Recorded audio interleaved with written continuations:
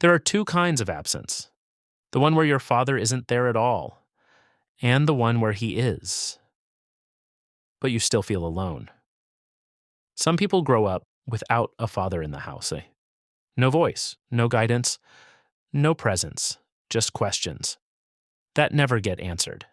Like, what would he say if he saw me now? Would he be proud? And over time, those questions turn into something heavier: silence. A silence that follows you into every decision, every relationship, every moment you needed direction, but had none. But then, there's the other kind, the one no one really talks about: the father who is there, but not really. He comes home. He sits. He watches. But he doesn't see you.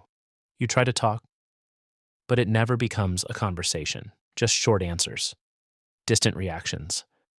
No real connection. So slowly, you stop trying. Not in one moment, but over years. You stop sharing, stop explaining, stop expecting, and something inside you starts to change. At first, it's confusion. Why doesn't he listen? Why does it feel like I'm invisible?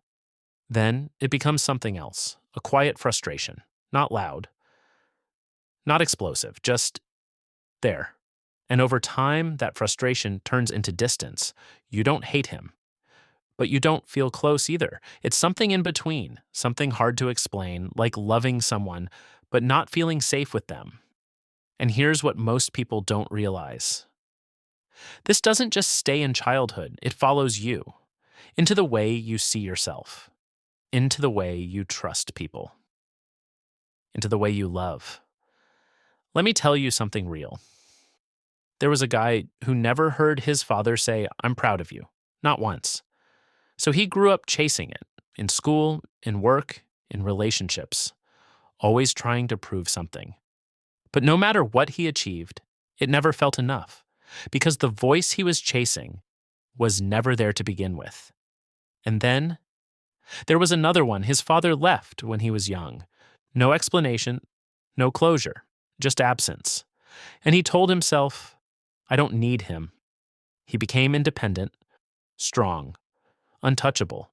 But deep down, he didn't know how to let people in, because the first man who was supposed to stay left. So why would anyone else stay? And this is how it works. You don't just grow up, you adapt to silence, to absence, to emotional distance.